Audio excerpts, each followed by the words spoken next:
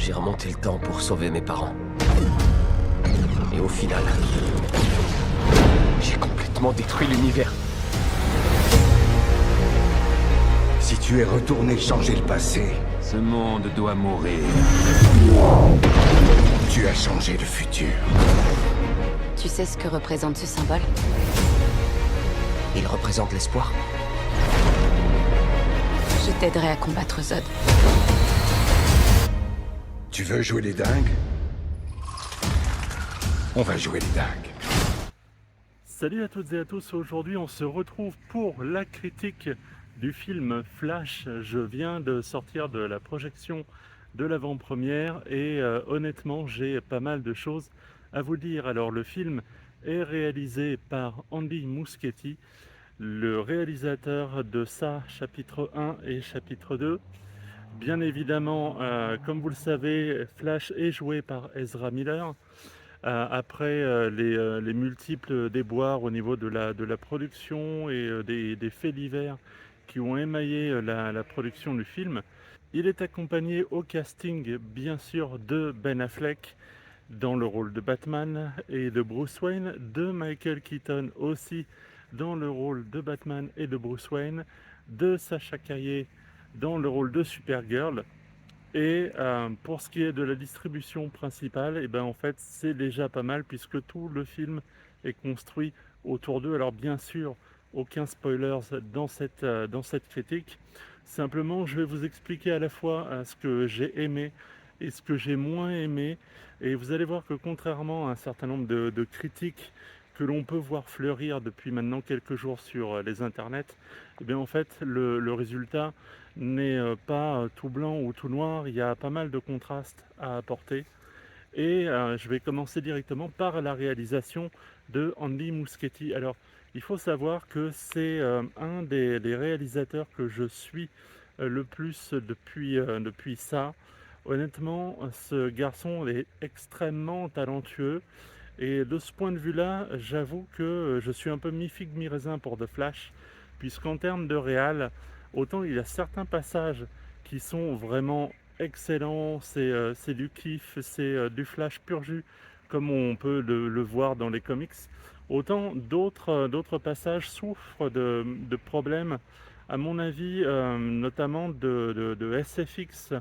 En fait, il y a des soucis de réalisation sur certaines scènes d'action qui génère du coup beaucoup de SFX malheureusement, et je ne sais pas si c'est lui qui les a toutes réalisées, mais je trouve que il y a un vrai changement de style qui choque pour certaines de ces scènes d'action, et j'ai trouvé la réal un peu moins inspirée et innovante que d'habitude.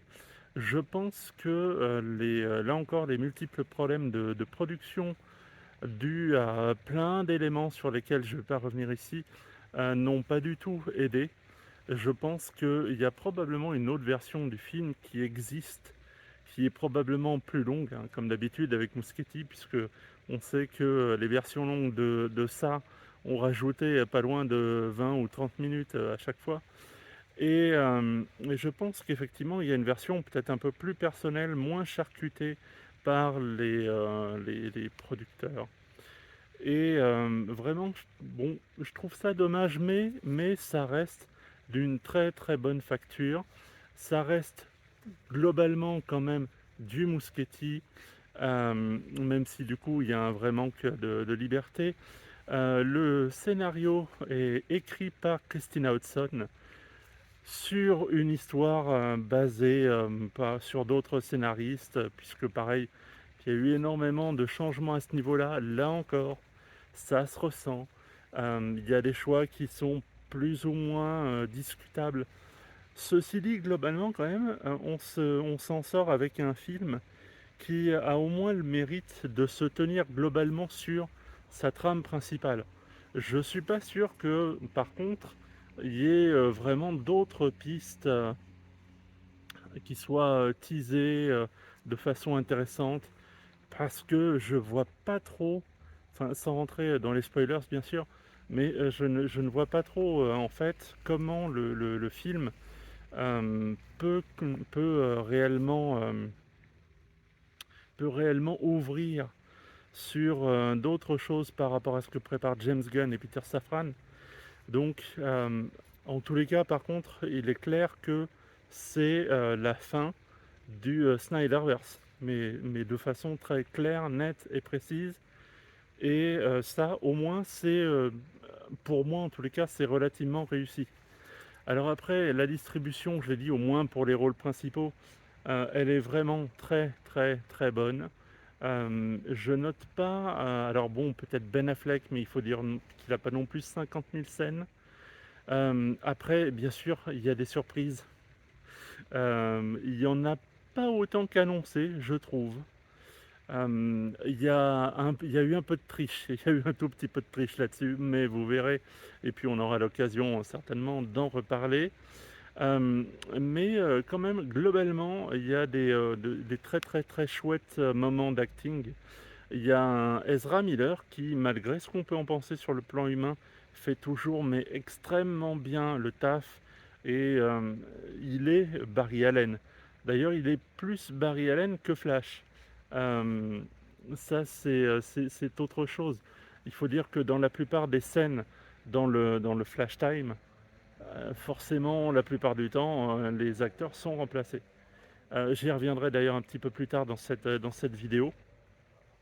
Aussi, Sacha Caillé fait une excellente, mais excellente Supergirl. Et elle a relativement peu d'éléments pour construire correctement son rôle, mais elle s'en sort à merveille avec ce qu'elle a. Et j'ai une mention spéciale à ajouter pour Michael Keaton, qui reprend donc le rôle de Batman, donc de Bruce Wayne, et qui fait exactement ce qu'on attendait de lui, c'est-à-dire du Batman, du Bruce Wayne comme à la grande époque, et c'est absolument topissime, mais vraiment topissime. Moi qui suis un grand fan du Batman de Tim Burton, j'ai adoré le voir de retour. Alors après, bien sûr, son personnage a vieilli, n'est plus exactement le même qu'avant. Mais franchement, il assure toujours. Et puis on voit qu'il adore remettre le costume, qu'il adore aussi très clairement finir, j'allais dire, d'une certaine façon, comme il aurait voulu que ça se fasse, très certainement.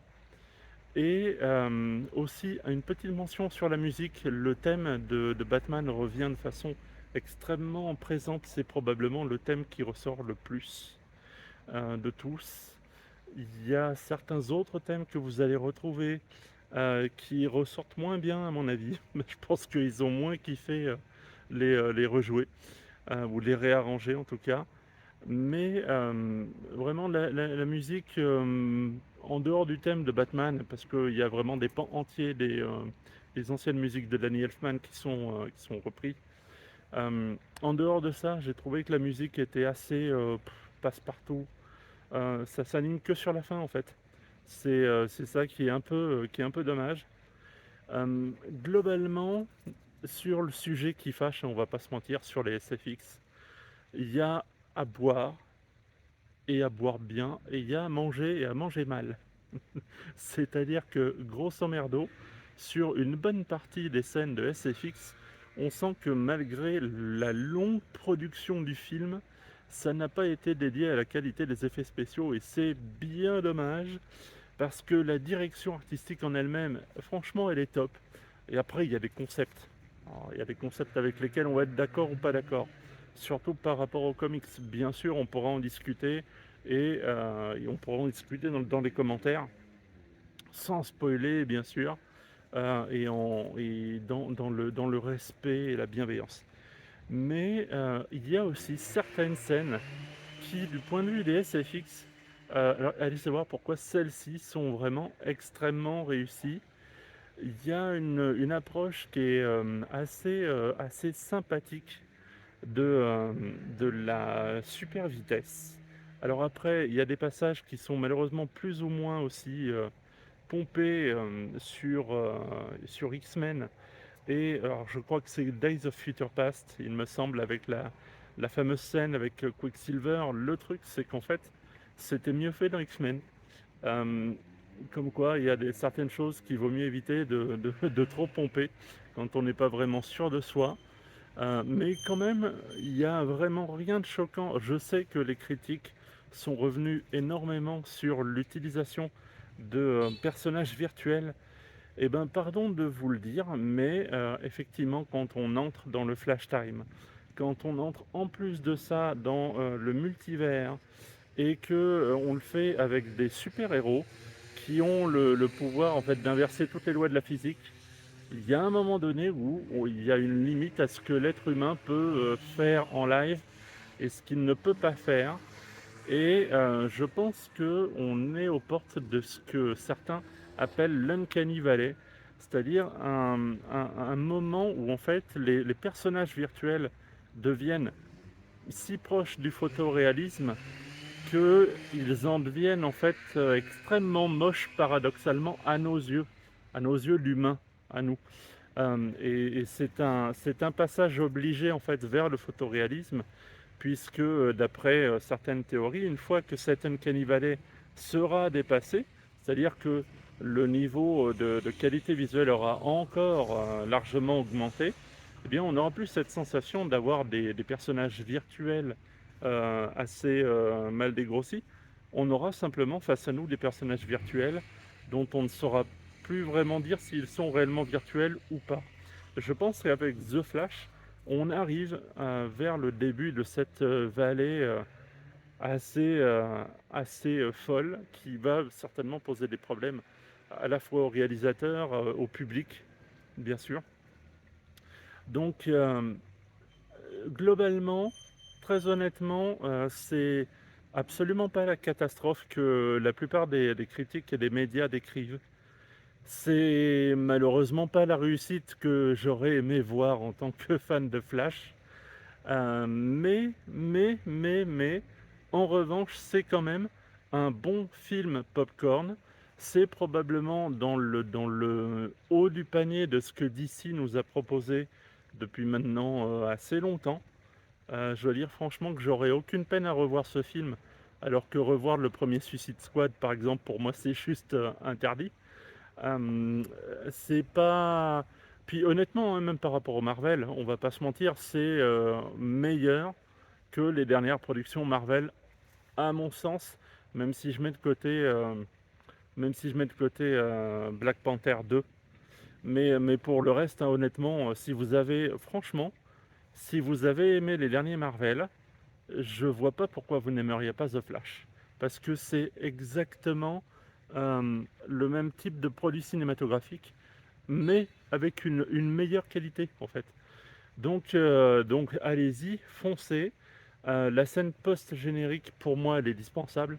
Maintenant, si vous voulez vous marrer 2 secondes, il y aura moyen. N'oubliez pas qu'on va retrouver en fait le DC Universe dès le mois d'août avec Blue Beetle, qui est un film qui ne fait pas de bruit pour l'instant, mais qui pourrait créer une très chouette surprise. On va retrouver aussi Aquaman en fin d'année. On verra un petit peu ce que ça va donner, ce que ça ne va pas donner. Après, c'est un peu le flou artistique, puisque pour l'instant, il n'y a pas vraiment eu de grosses annonces, à part normalement le Superman Legacy qui devrait arriver pour 2025. Enfin, sinon, en dehors de ça, il n'y a pas vraiment de grosses news. Il y en aura peut-être d'ici là. Surtout, n'oubliez pas de liker, commenter, partager la vidéo. C'est très important pour le référencement sur YouTube. Si vous n'êtes pas abonné et que la vidéo vous a plu, n'oubliez pas de vous abonner pour ne rater aucune des prochaines. On continue bien sûr avec le let's play sur Resident Evil 4 Remake. Normalement, à la date où cette vidéo est censée sortir, eh bien, je crois que c'est une semaine plus tard, le superbe jeu Final Fantasy XVI sortira et j'aurai enfin le droit de vous dire ce que j'en pense en vidéo. Il y aura bien sûr un let's play qui suivra. Et on se retrouve aussi très rapidement pour une nouvelle critique ciné, et notamment la critique du nouveau Disney Pixar, à savoir Élémentaire, qui arrivera sur la chaîne dans à peu près 7 jours, jour pour jour.